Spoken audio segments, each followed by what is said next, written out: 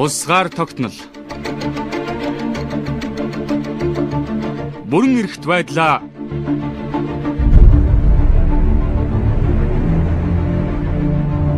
аварч үлдэхүү.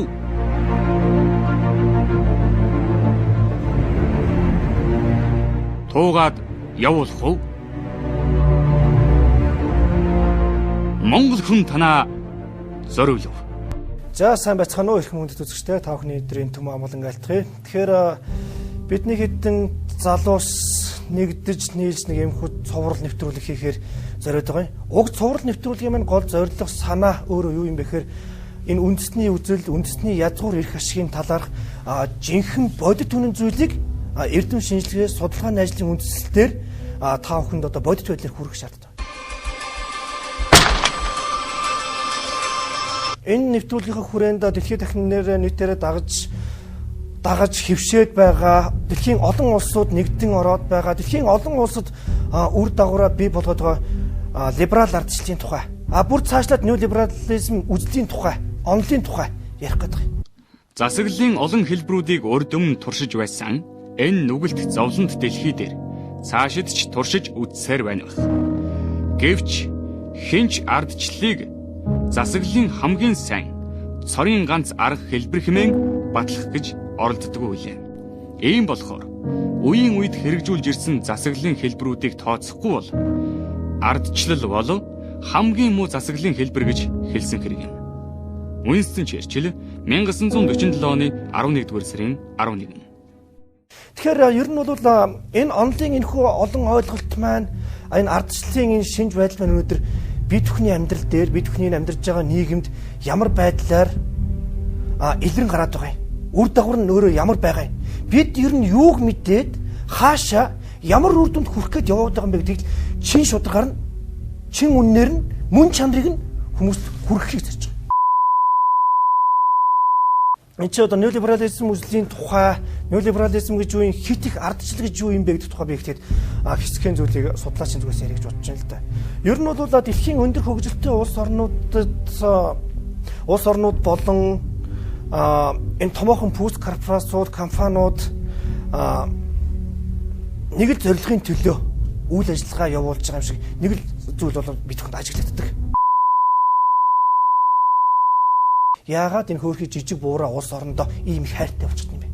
Гинт тэр тусмаа гинт яагаад ийм хайртай болчихсон юм гэж асуудал гарч ирсэн.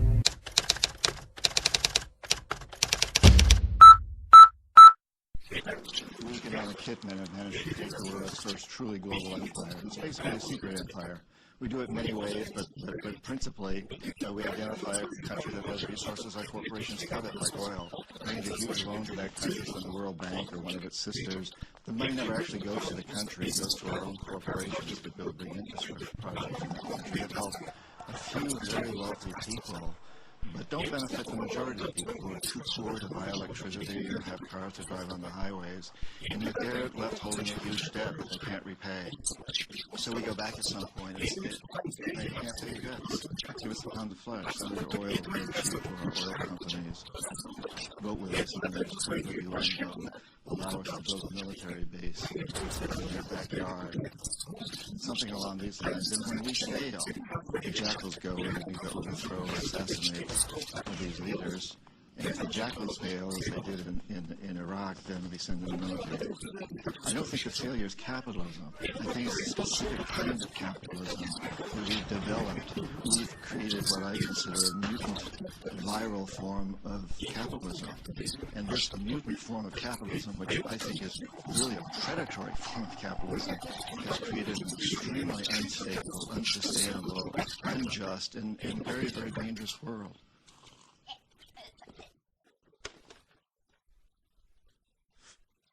I've met a lot of terrorists. I've interviewed them for books. I've met women who wanted to be terrorists. They're desperate people. If we want to get rid of terrorism, we must get rid of the root cause of that cancer that is destroying our whole system. Because I think it's really important that we understand today. We cannot have homeland security unless we understand the whole planet is our homeland.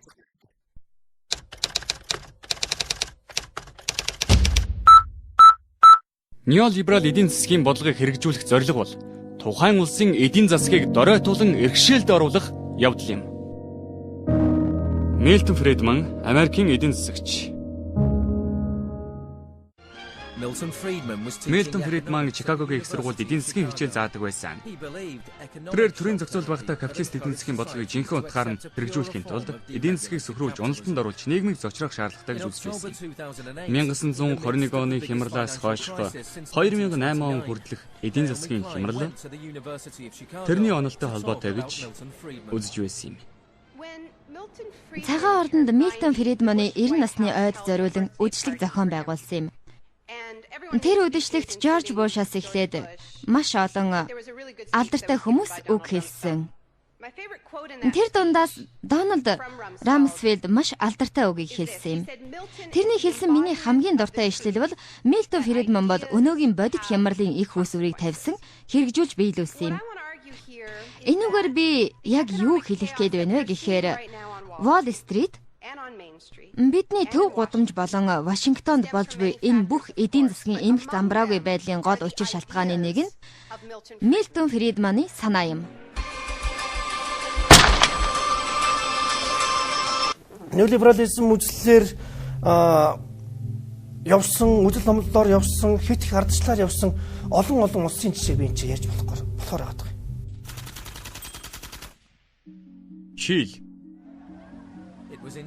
Чили улсад Милтон Фридманы онолыг анх туршиж нийгмийг тэр аяар нь зочроож эдийн засгийг сөхрүүлсэн байна. Ихэнхдээ албан ёсны хэвлэл мэдээллийг хэрэгслүүд үзэл сурталчид, төвөгчид болон нийтлэлчид неолиберализмын талаар ярихдаа Чилиг огт дурсаагүй. Тэвчэр Регний талаар ярьж эхэлдэг. Энэ нь илүү аятайхан сонсогддог. 1950-аас 1960 оны үед Чили эрчимтэй хөгжлийн бодлого явуулж эхэлсэн юм а. Засгийн газар эрүүл мэнд, боловсрол, аж үйлдвэрлэлд хөрөнгө оруулж, засгийн газрын оролцоог тэлж эхэлсэн юм. Ингэс нь Америкийн корпорациуд тэдний хөрөнгө оруулсан салбаруудын ирээдүйд муугар нөлөөлөхүй гэж санаа зовж эхэлсэн. Үүний хариуд Америкийн төрийн департамент маш олон Чили бас Өмнөд Америкийн бусад улсуудын оюутнуудыг ивэнд итгэж Чикагогийн их сургууль Милтон Фридманы удирдлагаар чөлөөт зах зээл неолиберал онолыг зан сургаж эхэлсэн. Чикагогийн их сургууль нь Чилийн католик их сургуультай хамтран ажилладаг байсан. Маш олон оюутнууд ирж биднээр бэлтгэгдэн докторийн зэрэг аваад буцаж Чилд очоод багшилдаг байсан. Чилийн Сантьяго хотын католик их сургуулийн эдийн засгийн тэнхимийг Чикагогийн их сургуулийн нөлөөгөөр Арнольд Харбаржи удирдах болсон.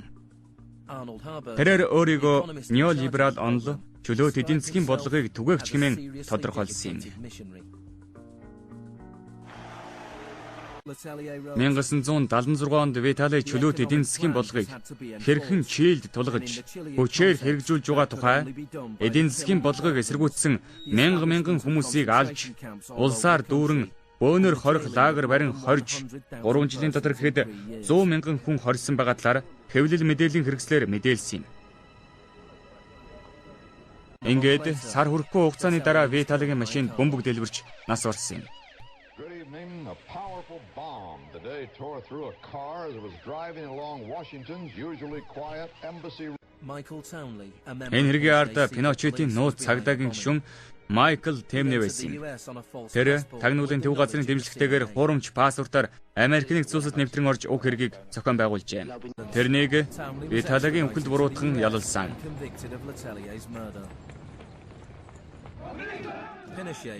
Пиночет 17 жилийн турш цэргийн дарангуулагч байлаа.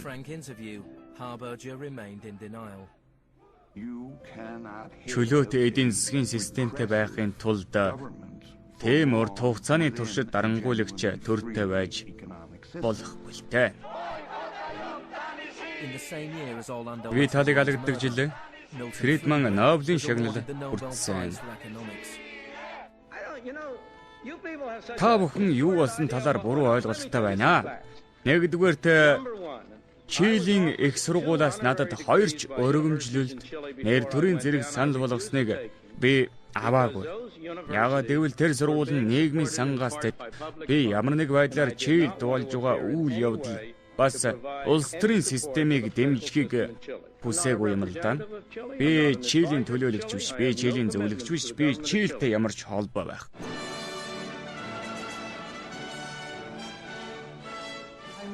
Turn to you, Professor Milton Friedman.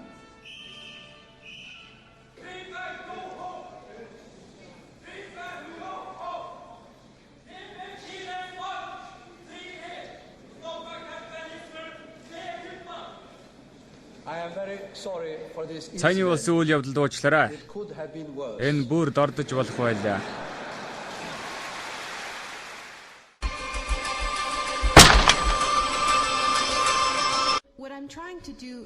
Эдийн засгийг сөхрүүлэх онолоор би юу хэлэх гээд байна вэ гэхээр капитализмыг хэрэгжүүлсэн улс орнуудад харгас дарангуйлал ямар ч хяналтгүйгээр дарангуйлж чөлөөт зах зээлийн бодлого дэлхийд даяар ноёрхох болоод байгааг харуулах гэсэн юм. Чили Өмнөд Америк дахь Чикагогийн их сургуулийн онолыг хэрэгжүүлсэн ганц улс биш ээ. Бас Бразил, Уругвай улс мөн хэлмэгдсэн юм. 1976 оны 3 дугаар сарын 24-нд Аргентинд Изабель Пероны засгийн газрыг цэргийн эргэлтхийн тараасан. Энийг генерал Фиделогоор удирлуулсан зэвсэгт хүчин төрийн эрх мэдлийг хэрэгжүүлэх болсон. Чикагогийн бүлэг цэргийн дэглэм бүхий засгийн газрын эдийн засгийн гол зөвлөхөр ажиллах болсон. Тэд эдийн засгийн бодлогоор дамжуулан нийгмийн тогтолцоог өөрчлөх боломжийг олж харсан юм. Цэргийн эргэлт гарснаас хойш жилийн дотор цалингийн үн 40% буурсан. Үүнээс болж үйлдвэрүүд хаагдж, ядуурл газар авч хавтгаарсан юм. Ингээд Чилд болсон шиг эдийн засгийн бодлогоо хүмүүст айлган сүрдүүлэх байдлаар тулгарсан юм. Генерал Фиделиа Пиночетийн аргуудыг Аргентинд хэрэгжүүлж эхэлсэн. Аргентинд чөлөөт эдийн засгийн бодлогыг эсэргүүцсэн хүмүүсийг хулгайлж, алга болгож байсан юм. Төрийн болон хувийн хэвшлийн байгууллагууд руу өдрийн цагаар ил додоор дайран орж хүмүүсийг баривчилж, маш олон хүн орс ургуу алга болж байсанд эрх баригчид ямар ч тайлбар хийгээгүй. Аргентин Чилд хэрэгжилж байсан тамлах арга нь Америкийн цэргийн сургуулиас үүдэлтэй юм.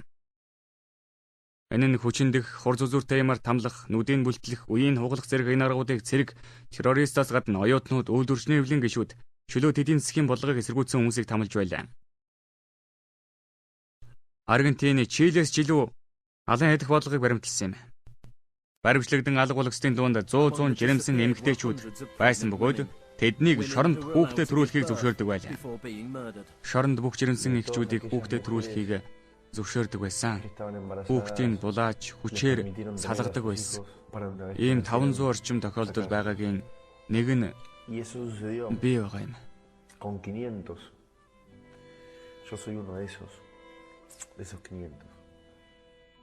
Тэд дөнгөж төрсэн хүүхдүүдийг хулгаалan цэргийн албаныхантай холбоотой айлуудад өгч өсгдөг байлаа. Энэ нь нийгмийг тэр чигээр нь шинжлэх маш хүчтэй бодлого байлаа. Милтон Фридманы номлол нь үзэл сурталын маш том асуудлыг гаргасан.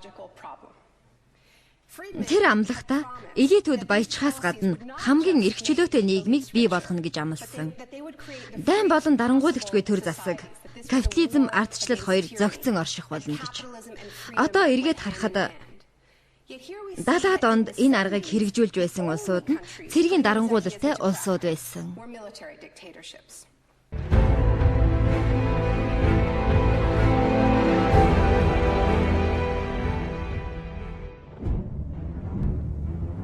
Манай оронд айлчилсан Стэнфордын их сургуулийн профессор Ларри Даймонд ардчлалын чанар чанса, түүний оршихуйн увдис, Фрэнсис Фукуяма, дэлхийн санхүүгийн хямралын дараах загварууд, Стивен Краснер төр улсыг засан тохиноолох уу? Юу зохистой байв сэдвт лекцээ 8 дугаар сарын 13-ны өдөр төрийн ордны их танхимд уншсан билээ. Ардчлал хэд өндөр хөгжсөн орны иргэд байгаа нөхцөл байдлыг бодитоор харах чадваргүй болчихдог талтай. Фрэнсис Фукуяма. Сайн засаглалтай байхын тулд сайн төртэй байх ёстой. Ингэхийн тулд төр нь эрхээ хязгаарладаг байх учиртай. Энэ нь ардчлал амжилттай хөгжөхөд амин чухал нөлөөтэй. Стивен Краснер. Энэ неолиберал онолыг хэрэгжүүлээд энэ онолын үр дагавраар яваад өнөөдөр ямар төвшөнд хүрчгээд байгааг нь хэн нэгэн тодорхойлох боломжгүй болчиход байгаа. Тэдгээр улсын тухай жишээ үзээд. Америк нэгдсэн улс, Их Британи хоёр, Фридман бас Хайкийн чөлөөт эдийн засгийн бодлогыг дэмжиж хэрэгжүүлж байлаа. Тэдгээр анх гарч ирэхдээ засгийн газрын зарлыг багасгах, татварын хэмжээг багасгах, засгийн газрын аж үйлдвэр тавьж буй зохицуулалт хяналтыг бууруулах, байнгын тогтвортой мөнгөний бодлогыг хэрэгжүүлж, инфляцийг бууруулах дөрвөн гол зарчмыг баримталж байлаа. 3 жилийн дотор ажил хөдлөх 2 дахин өсөж, эргэд жигсаал хийж эхэллээ. Британи даяар эсэргүүцлийн бослого даамжирсан. Тээчер чөлөөт эдийн засгийн бодлогыг эсэргүүцсэн олон нийтийн анхаарлыг өөр нэгэн хямрал руу хандуулж сарниулсан. Британий нутаг дэвсгэрийн халдашгүй дархан байдалд гадны улс орон халдсан тул засгийн газар өнөөдөр зэвсэгт хүчиндээ их орноо хамгаалах тушаал өгч цэргийн хүчнээ илгээхээр шийдвэрийг гаргалаа. Бэлтгэл ажил бэлэн болмогц хөдлөнө. Онгоц тээвэрлэгч хөлгийг дагалдах болон бусад хөлөг онгоцуудын хамт далайд гарна. Британий ихэнх иргэд Фолкланд арлын талаар өмнө нь сонсож байгаагүй бөгөөд Аргентин энэхүү өмнөд Атлантад орших Британаас 1000 милийн зайтай жижиг арлыг эзлэн авах үед Тээчер уг боломжийг ашиглаж нэр хүндээ сэргээн төмөр хадагтай гэж нэрлэгдэх боллоо. Дайн 3 сарын дотор дуусчээ. Британий усан флот эргэж ирэхэд Британи улс тэр аяараа их оронч уур амьсгалаар амьсгалж байсан юм. Тээчер 1983 оны сонгуульд олонхын саналаар яллаа. Тээчер Чикагогийн их сургуулийн номлолыг Британд нэвтрүүлж хэрэгжүүлсэн нь үйлдвэрчний эвлэлийн хүчтэй эсэргүүцэлтэй тулгарчээ. Тээчерийн засгийн газар эсэргүүцлийн хөдөлгөөнийг хүч хэрэглэн зогсоож тараасан. Тээчер төмрийн үйлдвэр, ус, цахилгаан, хий, харилцаа холбоо, агаарын тээвэр, газрын тос зэрэг томоохон салбаруудыг хувийн хэвшил зарласан бөгөөд нийтийн орон сууцуудыг ховжилж консулын үйлчилгээг тэнд оруулсан. 1986-нд банк санхүүгийн байгууллагуудын төрийн зохицуултыг устгасан юм. Тээчрээс өмнө компани захирал дундаж цалинтай хүнээс 10 дахин их цалинждаг байсан бол 2007 гэхэд 100 дахин илүү цалинждаг боллоо. Америкт Рейгнээс өмнө компани захирал дундаж цалингаас 43 дахин илүү цалинждаг байсан бол 2005 онд 400 дахин илүү цалинждаг болсон. Энэ улсуудыг үзэхээс өмнө нэг л зүйлд миний дотор судлаач хүний хувьд эмзэглэл байдаг. Бид ийм болчих үедээ. Ийм болохоос өмнө бид яах ёстой юм бэ гэдгийг мэдрэх. Түүнийг бас би ганцаараа мэдээд биш бид бүхлээрээ мэдэх. Мэдэрснийхаа дараа бид хүн ухамсартай сонголтын тухай бас ухамсартай ойлголтын тухай ярих ёстой болов гэж бодож байна. Ийм ч учраас энэ бусад улсуудын жишээг бас бид нар үзэх зүйтэй хаа гэж бодож байна. Коммунист ертөнцид ард иргэд нь чөлөөт зах зээлийг хүсэж, цэнхэр жинс, кола уухыг хүсдэг байсан гэсэн үлгэрт итгэсээр ирсэн. Зүүн Европ социалист системийн орнууд хит ардчилсан зохицуулалтгүй, нийгмийн халамж үйлчилгээ бүрэн зогссон тийм тогтолцоог хүсээгүй. Харин ч энээс болж маш их туйлдж зовсон. Зөвлөлт холбоот улс шинэ маягийн удирдагчтай болсноор өөрчлөлт шинжилт эхэлсэн юм. Энэ хүн болон Михаил Горбачев юм. Горбачев социалист демократ өөрчлөлтийг аажим алгуурхнаар хийх болно хэмээн амлаж байлаа. Тэрний эхлүүлсэн өөрчлөлт социалист системд багтдаг зүүн Европын улсуудад өөрчлөлт шинжилтийг хурдцсан. 1991 онд Горбачев их долоогийн уулзалтанд оролцож эдийн засгийн аажим өөрчлөлтийг дэмжих санхүүгийн тусалцааг хүссэн боловч Горбачевт эдийн засгийн сөхрүүлэх номлолыг санал болгож өөр арга байхгүй хэмээн тулгалаа. Харин энэ хооронд Москвад Горбачевыг хүчээр буулгаж улс төрийн бүтцийн өөрчлөлт эхлүүлж Борис Ельцин зөвлөлт холбоот улсын ерөнхийлөгч болсон юм. Ингэж зөвлөлт холбоот улс задарч Борис Ельцин Оросын эдийн засгийн бодлогыг тодорхойлж хэрэгжүүлэх болсон. Ингэж зөвлөлт холбоот улс задарсан юм. Борис Ельцин Оросын эдийн засгийн бодлогыг тодорхойлж хэрэгжүүлэх боллоо.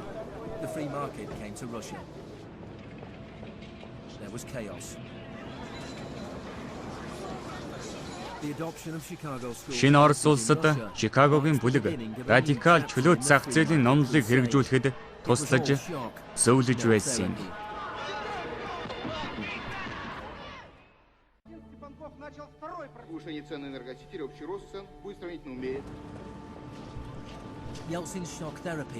Чөлөөт эдийн засаг нь Оросын эдийн засгийг сөхрүүлэн, нийгмийг зочроож, эмх замбраагүй байдал газар авч, авилгал зэцгэлж, нийт хүн амын 3/1 ядуурч, зохион байгуулалттай гэмтэргийн сүлжээ өсч, гэмтэрг хүчирхийлэл хавдгаарсан юм. Нийт хүн амын олонх нь Чикагогийн бүлгийн эдийн засгийн номлолыг эсэргүүцэж байсан юм. 1993 онд парламент ерөнхийлөгчийн эрх мэдлийг хязгаарлах талаар санал хураалт явуулж, олонхын саналаар дэмжсэн. Ельцин үндсэн хуулийг зөрчин онц байдал тогтоосон. Барууны их гүрнүүд Ельцнийг дэмжиж байсан. Харин Оросын ард иргэд парламентын шийдвэрийг дэмжиж байлаа. Пиночетийн аргыг Ельцин хэрэгжүүлэн парламентыг тараах шийдвэр гаргалаа. Ельцин парламентын ордныг танкаар бүслэн хааж, хүчээр буулган авахыг тушаасан.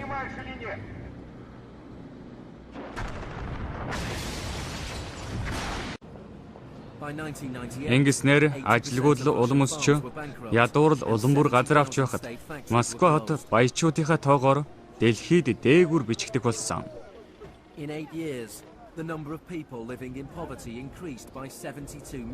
Нелиберализм эдийн засгийн шинжил гэдэг бол үнэндээ ямар асуудал юм бэ гэдэг үсэн. Чили улсын тухай, Аргентин улсын тухай ярьж болно. Олон улсыг ярьж болно. Олон улсыг дурдж болно. Олон улсын хямралыг тухай, олон улсын дөрөөдлийн тухай бид нар үзүүлж болно. Бид нар гэхдээ нэг үзүүлэх нь гол зорилго биш. Бид ийм болохгүй байхын цагт сэрэмж авах хамгийн гол зорилго надад санагдаж байна. Энэ чүүднээс өнөөдөр судлаач миний бие энэ бодит үннийг хүргэе гэж бодож байгаа. Дахин хэлэхэд, дахин сануулхад энд ямар нэгэн их ашигын тухай бид нар, ямар нэгэн бүлэгт харьяалагдахын тухай бид нар хизээч ярихгүй. Энэ бол миний ярьж байгаа энэ зорилго бол биш. Бид бүхний хурж очих ирээдүй бас өөрөө биш. Ингэж бодож байна. Ардчлалын нэг айхтар сөрөг тал бол олонхын дарангуйлал. Энэ нь сүүлдээ тусгаар тогтнол бүрэн эрхт байдалд сөргөөр нөлөөлдөг. Английн түүхч Лорд Актон. Өнөөдөр бид хүн ямар байгаа вүлээ гэдгээ, ямар нийгэмд амьдарч байгаа вүлээ, бид хүн яагаад байгаа вүлээ гэдгээ бас дахиад бодож үзье. Танд өнөөдөр ямар их хамгийн хэрэгтэй байна гэж танд мэдэх хэрэгтэй. Танд мэдэх хэрэгтэй. Танд мэдэх хэрэгтэй. Монгол хүн та эх оронд чинь юу болоод байгааг, юу тохиолдоод байгааг, ямар аюул нүүрлээд байгааг ухаарч, анзаарч харж байна. Бидний өвөг дээдэс их түүхийн өгсөж уруутсан хатуу тавлинг, эрд зориг, арга ухаан, бэлэг авьяасан шавхан дайчилж, халуун цус бүлээн амиа золиослон зориулж, хайрлан хамгаалж, үеийн үедээ үр ачтаа сургамжлан захиж амнаасаа илүү нандинан хайрлаарай гэж залгамж халаа болсон залуу хойч үедээ өвлүүлэн үлдээж ирсэн их болсон газар нутаг, тусгаар тогтносон төр улс, цорын ганц давтагдшгүй өвөрмөц соёл уламжллаа. Чамд, надад, бид бүгдэд итгэж найдан хүлээлгэн өгсөн. Яагаад биднэрт энэ гадныхан, энэ олон том корпорациуд ингэж хайртай болоод байна гэж. Миний яриан дээр дахин давтагдаад байгаа биз? Давтагдчихж байгаа. Гол зорилго нь ерөөсөө л баялагын хуваарлалтай холбоотой байхгүй юу? Баялагын хуваарлалтай холбоотой. Баялагын тэгш үстэр хуваарлалтай холбоотой. Эцэг дээдэс минь бидэнд дэндүү их асруудан нутгийг, дэндүү их баялагийг өнөөдөр үлдээсэн. Та их чөлөөтэй юу? Тэгвэл танаас би хэтрүүлж идэлж чинь үгүй асууя. Та үгүй гэж хариулна. Мөн чанар дээр бид энэ дээр тийм л гэж хариулах хэрэгтэй. Та хийж чаддгаа. Гэхдээ зөвхөн ашиглах гэж. Та муу чаддаг. Гэхдээ зөвхөн атаархч. Хулгай хийх эрх чөлөө. Бие үнэлэх эрх чөлөө. Өөрийгөө доромжлох эрх чөлөө. Өөрийгөө устгах эрх чөлөө. Хинч биш байх эрх чөлөө. Энэ бүгд ардчлалын өгсөн эрх чөлөө. Сайн хар. Өөрийгөө задарч байгааг, өөрийгөө мөхч байгааг, өөрийгөө сүрж байгааг мэдгүй хэмжээнд орч бид нар тийм их хэд ардчлалын дунд амьдарч шít. Та бодоод үзээрэй.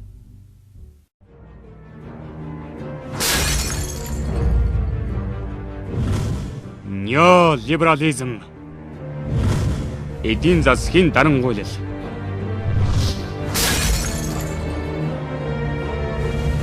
ардчлан гуйлал.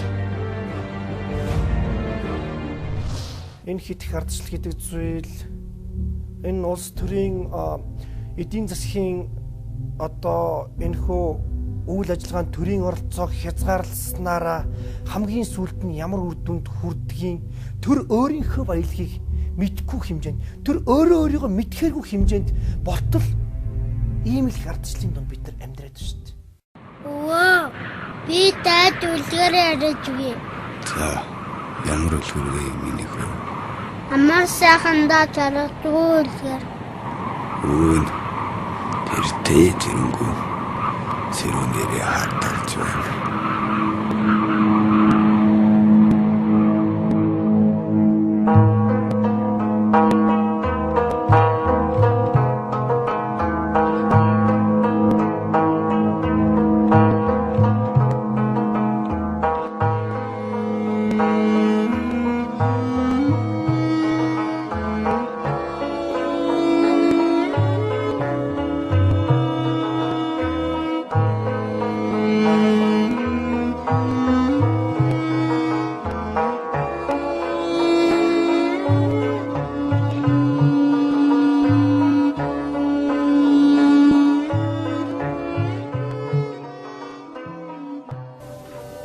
Зүгээр. Би миний улгын амьдчихсан миний өссөн төрсөн гадар ямар сайхан байсан гэж тэ танах итгэхэргүй сайхан нутаг байсан. Энэ л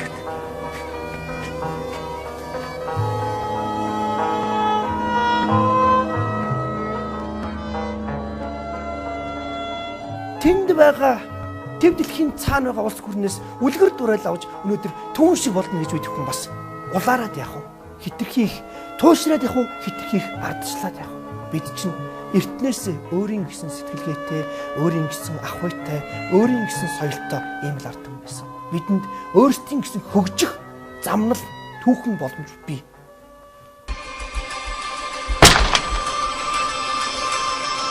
Ардчлалын замаар зөв байдлаар хөгжөөсөн. Гэхдээ хэтрүүлгийн дор биш, хин нэгний үзэл номлолын дор биш. Монгол сэтгэлгээний дор, Монгол оршилын дор хөгжөөсэй гэж судлаач хүмүүс залбирх байна да. Тэгэхээр би дахиад хэлье. Эртний суудны хэлсэн үг шүү. Инээх яах вэ? Өөлдөх яах вэ? Харах өрөөгч бас яах вэ? Харин ойлгох гэж. Энийг л та бүхэнд энэ нэвтрүүлгийн төгсгөлд хэлмээр байна. Хүмүүс эрх мэдэл дуртай байдаг. Хэрвээ эрх мэдлийг олон хүмүүст өгвөл тэд цөөнхийг дарангуйлах болно. Александр Хамилтон 1787 оны холбооны илтгэл бүтээл. Тэгэхээр ингээд бодоод үзэхээр төрд тэнцвэр хэрэгтэй. Бүр төр байтугай бүр энгийн нэгж гэр бүл дөр тэнцвэр хэрэгтэй байгаад тэнцвэргүй авраг, амраг, насны зовлон гэдэг шиг тэнцвэргүй төр өөрөө ардын зовлон болно шүү. Ардын зовлон болно. Адаглаад цаашлаад амьдралын зовлон болно шүү. Ахуй байдлын зовлон болно шүү. Тэнцвэр гэдэг зүйл хаанч дандаа мөнхөд орших ёстой гэж би бодож байна.